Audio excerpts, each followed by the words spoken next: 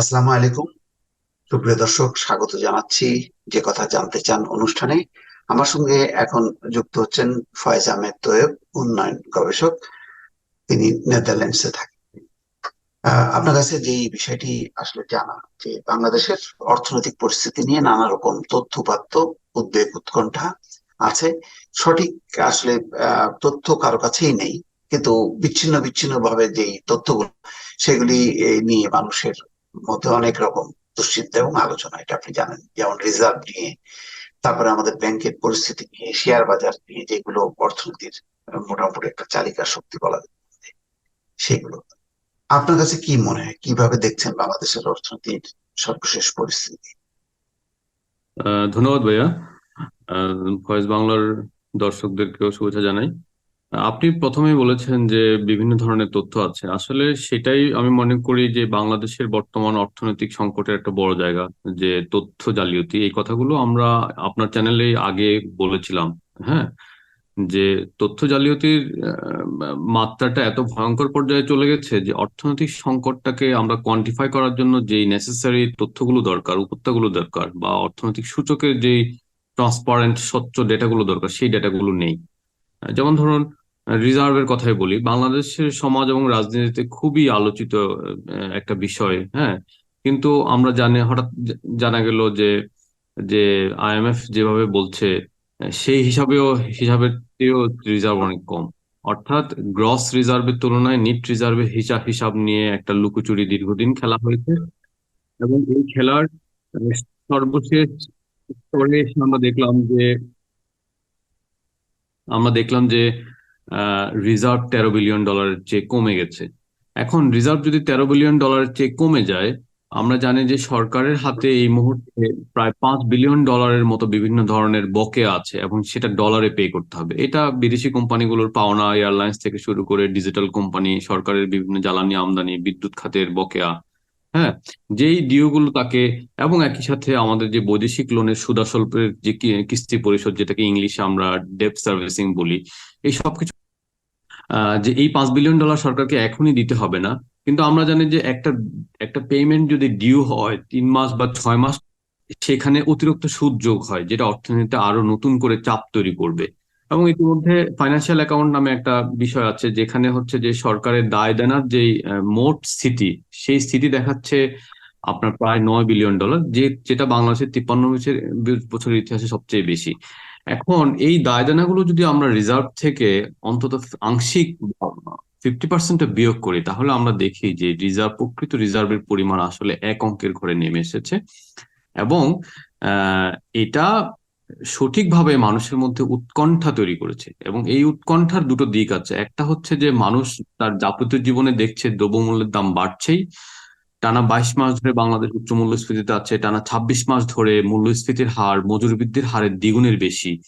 তো মানুষ আসলে কষ্ট পাচ্ছে। এই কষ্টের মধ্যে যখন আমরা নতুন করে শুনি যে বিদ্যুতের দাম 12বার বাড়বে 3 বছরে, বা রিজার্ভ এক অঙ্কে চলে আসছে, হ্যাঁ, তখন ব্যবসায়ীদের মধ্যে একটা বার্তা যায়। সেই বার্তাটা হচ্ছে, ব্যবসায়ীরা বুঝতে পারছেন যে তারা গত 1.5 বছর ধরে এলসি খুলতে তাদের কষ্ট হচ্ছিল।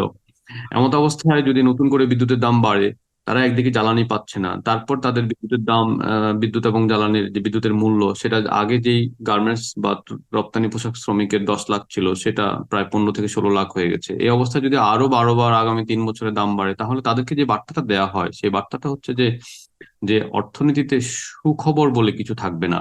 হ্যাঁ, সবকিছু মিলে যে যে রিজার্ভ কেন্দ্রিক যে ব্যবস্থাপনাটা আছে, এই ব্যবস্থাপনাটা পর্যাপ্ত মেধা এবং যোগ্যতার ভিত্তিতে, পর্যাপ্ত গবেষণার ভিত্তিতে হচ্ছে না।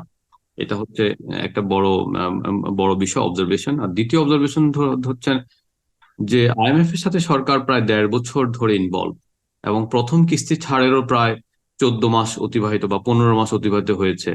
আপনি দেখবেন শ্রীলঙ্কা মাত্র 6 থেকে 9 মাসের মধ্যে দেউলিয়া হওয়ার পরেও মাইক্রো সামষ্টিক অর্থনীতিকে স্থিতিশীলতা ফেরাতে পেরেছে, যেখানে বাংলাদেশ দেউলিয়া না হয়েও 1.5 বছরের মধ্যে ফেরাতে পারেনি। এর কারণে মানুষের মধ্যে একটা বার্তা চলে যাচ্ছে, আসলে সরকারের যে বর্তমান সক্ষমতা, বা আমলাতন্ত্রের যে সক্ষমতা, বা তাদের পলিসি গ্রহণ করা, এবং পলিসি বাস্তবায়নের যে সক্ষমতা, আমি অক্ষমতার শব্দটা ব্যবহার করছি না, সক্ষমতাই বলি, এই সক্ষমতার আলোকে মানুষের মধ্যে এই আস্থা ফিরছে না যে অর্থনৈতিক সংকট খুব দ্রুতই শেষ হয়ে যাবে। তো যেটা হচ্ছে যে আমার একটা ব্যাংক নিয়েও একটা দুশ্চিন্তা আছে, যে ব্যাংকে এবং ডলারের দাম হঠাৎ করে মানে 7 টাকা বাড়ানো, আবার ব্যাংকের টাকার যে তারল্য সংকট, বাংলাদেশ ব্যাংক থেকে ধার করে চলছে, এইটা কি কারণে হচ্ছে? এটার একটা কাঠামোগত কারণ আছে, একেবারে একেবারে বিধিবদ্ধ কাঠামোগত কারণ। কাঠামোগত কারণটা হচ্ছে, সরকার যখন সুদের হার কমায়, হ্যাঁ, তো পানি যেরকম তার ধর্ম হচ্ছে উপর থেকে নিচের দিকে প্রবাহিত হয়, এরকম মানি বা অর্থের একটা ধর্ম হচ্ছে উচ্চ সুদের দিকে সে ধাবিত হয়। অর্থাৎ নিম্ন সুদ এলাকা থেকে উচ্চ সুদ এলাকায় যায় আর কি। তো সরকার পর্যাপ্ত গবেষণা না করে ব্যবসায়ীদেরকে একচেটিয়া সুবিধা দেওয়ার জন্য 6-9 সুদের হার বাস্তবায়ন করলো। ঠিক আছে, বাস্তবায়ন করার ফলে বাংলাদেশের অর্থ ক্যাপিটাল ফ্লাইটের মধ্য দিয়ে গিয়েছে। এটা অর্থের একটা ধর্ম। এটা মানে হচ্ছে যে টাকা যে এলাকায় সুদের হার কম সেখান থেকে অর্থটা পাচার হয়ে উচ্চ সুদের এলাকায় গেছে। এটা একেবারে একাডেমিকলি এটাকে এইভাবে ব্যাখ্যা করা যায়। অর্থাৎ সরকারের ভুল পলিসির কারণে বাংলাদেশের পাচারের হার বেড়েছে। এটা কাঠামোগত কারণ। আর এছাড়া আমরা যদি দুর্বৃত্তায়নের সমস্যাগুলো দেখি, যেটা আমাদের দর্শকরা খুব ভালো করে জানেন, যখন মানুষ দেখবে তার আস্থার ব্যাংকটার মালিকানা বেহাত হয়ে গেছে, দুটা ব্যাংক, ইসলামী ব্যাংক বলতে পারি, ফার্স্ট সিকিউরিটি ইসলামী ব্যাংক বলতে পারি, এটা খুবই ইসলামিক ব্যাংকিং ধারার মধ্যে খুবই সুনামধারী দুটা ব্যাংক ছিল, তাদের মালিকানা ব্যাহত হয়ে গেছে। এবং আমাদের ফার্স্ট প্রজন্মের একটা ব্যাংক ভালো ছিল, ন্যাশনাল ব্যাংক, সেটা যখন সরকার ক্ষমতায় আসে তখন ব্যবসায়ীদেরকে সরিয়ে দিয়ে একটা দুর্বৃত্ত, আহ, যারা সন্ত্রাসী বলে পরিচিত ছিল, তাদেরকে হাত তুলে দেওয়া হয়েছে। এবং আইএমএফ এর মালিকানা, আইএমএফ এর সাথে পার্টনারশিপ চলাকালীন সময়েও এই রিসেন্টলি আবার এটার মালিকানা পরিবর্তন হয়েছে। এখন মানুষ যখন দেখছে যে বারবার তাদের আস্থার ব্যাংকগুলোর মালিকানা পরিবর্তন হয়ে যাচ্ছে, সেখান থেকে বড় বড় ঋণ খেলাপি হয়ে যাচ্ছে, মানুষ যখন দেখছে নির্বাচনের আগে দুটা শিল্প গ্রুপকে 11,000 কোটি টাকা ঋণের সুদ মওকুফ করা হচ্ছে, তখন মানুষের মধ্যে আসলে ভয়ের একটা আহ ভয়ের তীব্রতাটা বাড়ে, যে কারণে ব্যাংকিং ব্যবস্থার উপর মানুষের আস্থা কমে গেছে। আর আরেকটা ব্যাপার, যে আপনি যদি প্রায় দীর্ঘ 1.5 থেকে 2 বছর সময় মানুষকে আহ, মূল্যস্ফীতির অর্ধেকের চেয়ে কম সুদে সুদ অফার করেন ব্যাংকে, তাহলে মানুষ ব্যাংকিং সিস্টেমে যাওয়ার কোনো কারণ নেই, যৌক্তিক বা অর্থনৈতিক কোনো কারণ নেই। আর তৃতীয় বিষয়টা হচ্ছে যে ব্যাংকের তারল্য সংকট। কিছু হাই হাই ব্যাংক যেগুলোকে বহু আগেই মানে মরতে দেওয়া উচিত ছিল, বন্ধ করে ফেলা দরকার ছিল, সেগুলোকে সরকার তারল্য সরবরাহ করতে করতে কৃত্রিম ভাবে বাঁচিয়ে রেখেছে। এখন দেখা যাচ্ছে যে এই ব্যাংকগুলো আপনার গ্রাহকদেরকে চেক, নগদ ক্যাশ দিতে পারছে না, চেক অনার করতে পারছে না। ফলে সবকিছু মিলে আপনি যদি একাডেমিক অ্যানালাইসিস করেন, 6-9 সুদের হার, আপনি যদি ব্যাংকিং দুর্বৃত্তায়নের বিষয়, মালিকানা বদলের বিষয় দেখেন, আপনি যদি খেলাপি ঋণ বিষয় দেখেন, 15 বছরে খেলাপি ঋণ খেলাপি কারো শাস্তি হয়নি। হ্যাঁ, যেখানে অর্থমন্ত্রী নিজে সংসদে স্বীকার করেছেন যে ব্যাংকিং মালিক পরিচালকরাই প্রায় 1 লক্ষ কোটি টাকার মতো ঋণ নিজেদের মধ্যে অদল বদল করে খেলাপি করে ফেলেছে, স্বীকৃতির পরেও তাদেরকে শাস্তির আওতায় আনা হয়নি। হ্যাঁ, সো এই সবকিছু মিলে যে মানুষের মধ্যে ব্যাংকিং ব্যবস্থা কোনো আস্থা তৈরি করতে পারেনি, এবং যে কারণে আমাদের এই ব্যাংকিং সংকটটা দীর্ঘায়িত হচ্ছে। আহ ডোনাল্ডো সম্প্রতি এসে দেখা গেল যে আহ, তাদের যে বিনিয়োগকারীদের অর্থ কবে পাবে এটা নিয়ে উদ্বেগ প্রকাশ করলো। তো এর মধ্য থেকে প্রমাণ হলো যে বিদেশি যারা বিনিয়োগকারী তারা এখন খুবই দুশ্চিন্তার মধ্যে আছে তাদের বিনিয়োগের অর্থ নিয়ে। আমি বলবো ভাইয়া, এটা আগেই প্রমাণিত হয়েছে। আহ, হয়তো আমাদের সোসাইটিতে খুব বেশি আলোচিত হয়নি।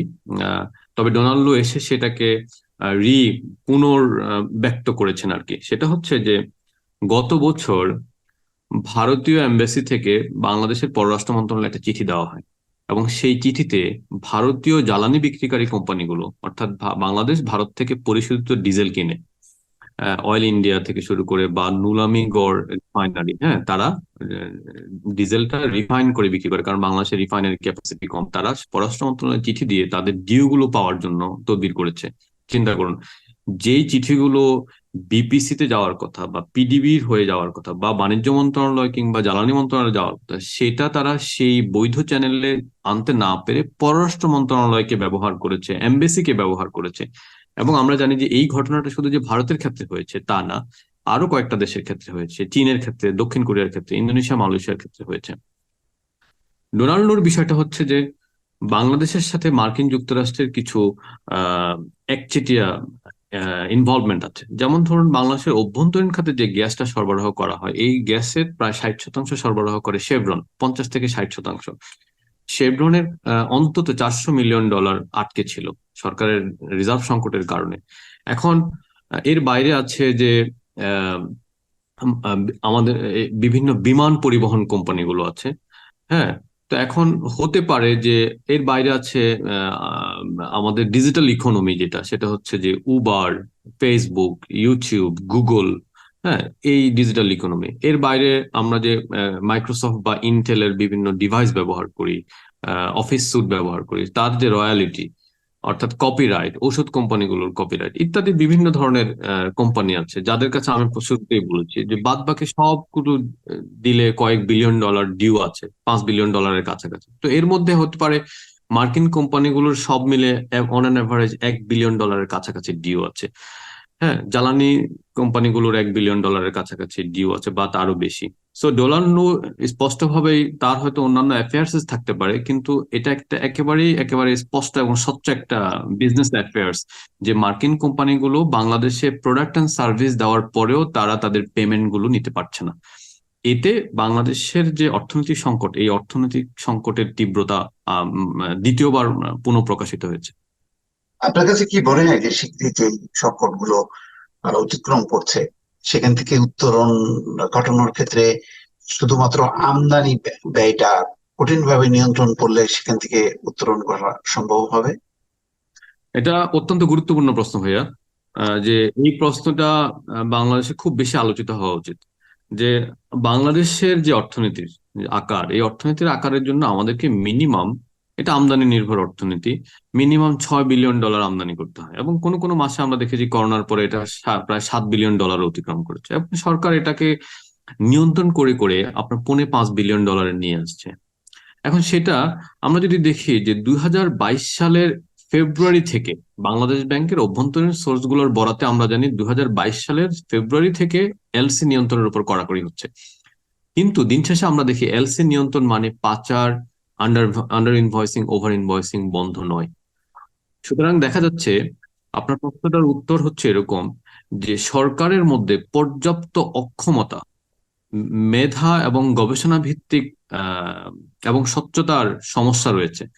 সমস্যা রয়েছে বলে সরকারের অন্যতম বড় ফোকাস হচ্ছে এলসি নিয়ন্ত্রণ, কিন্তু সে এখনো এখানে বেদরকারি এলসি গুলো নিয়ন্ত্রণ করতে পারছে না, যেগুলোর মাধ্যমে ওভার ইনভয়েসিং এর মাধ্যমে এবং আন্ডার ইনভয়েসিং এর মাধ্যমে অর্থ পাচার হয়ে যাচ্ছে, যেগুলোর মাধ্যমে লাক্সারিয়াস পণ্য, গাড়ি বলুন বা অন্যান্য জিনিস বন্ধ হচ্ছে, যেগুলোর মাধ্যমে বাজে প্রকল্পের ক্রয় আহ, নিরীক্ষার মধ্যে পড়ছে। ফলে আমদানি বন্ধ করে আসলে সরকার না পারছে রিজার্ভ রক্ষা করতে, না পারছে অর্থনৈতিক সংকট সমাধান করতে। বুঝতে পারছি। অনেক ধন্যবাদ আপনাকে। দর্শক শুনছিলেন সমসাময়িক কালে যে বিষয়গুলো নিয়ে আলোচনা হচ্ছে, যে সংকটগুলো মানুষের মাথায় ঘুরপাক খাচ্ছে, মানুষ যেটার মুখোমুখি হচ্ছে তা নিয়ে ফয়েজ আহমেদ তোয়েবের একটি বিশ্লেষণ। দর্শক, আমাদের এই আলোচনা আগামীতেও অব্যাহত থাকবে। আজ এ পর্যন্তই। আল্লাহ হাফেজ।